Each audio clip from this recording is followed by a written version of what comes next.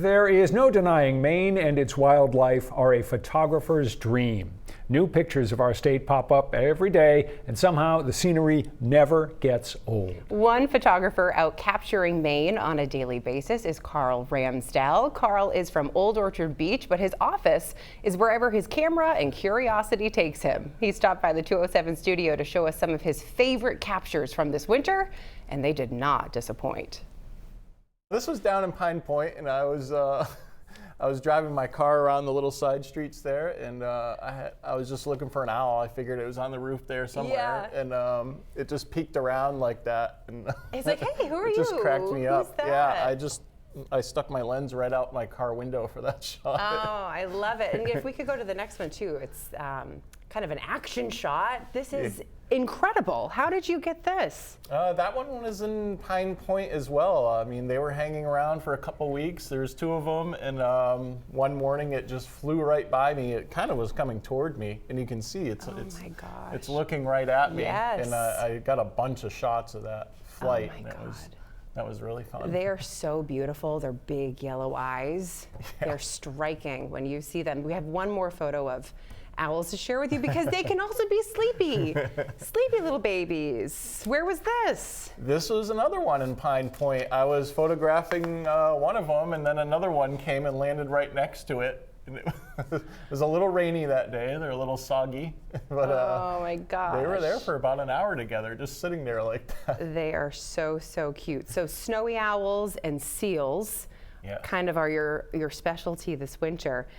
We have another shot of a seal to show you. This is so cute. Were you out on your paddleboard when you got this shot? Yeah, I was out on my paddleboard, and that one popped up and looked at me with those big eyes.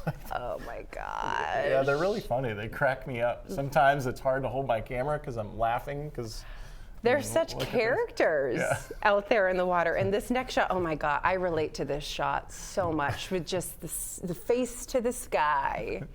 Super cute. Where did you get this shot? That was actually in the Scarborough Marsh. Wow. I was sitting there on the rocks, and sometimes they come through there with the tides. And that one just kind of bobbed around in the current like that with its eyes closed and had a little nap.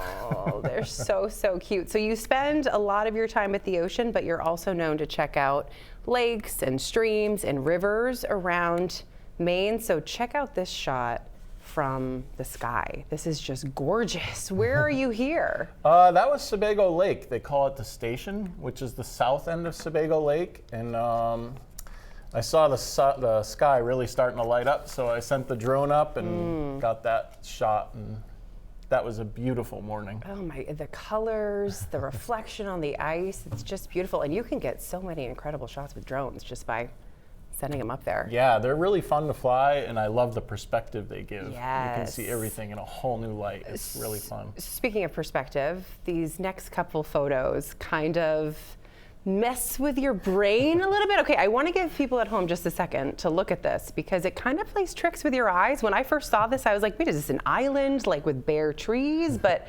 if you look more closely, what are we looking at? This is a leaf that was underneath the ice at Little Sebago Lake. I was skating along and I saw it, and I just couldn't believe it. It just, the way it looks like it's in space, like going through hyperspace or something like that.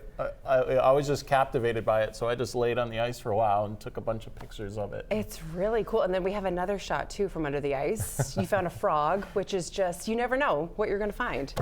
You never know. That frog was moving around too. It was moving around under the ice. Oh my gosh. I feel like I would have been a little tripped out by that, but that's really, really cool. Okay, we have time for one last shot. This was one of my favorite ones that you shared this winter. This beautiful shot. This is a bald eagle? Yes, that is a bald eagle. Look at that. Where was this shot taken? This was on the Eastern Trail in Scarborough. It was sitting right on the bridge there, and it was just looking at me. This is a what they call an immature bald eagle. It doesn't have the white cap yet. Yep.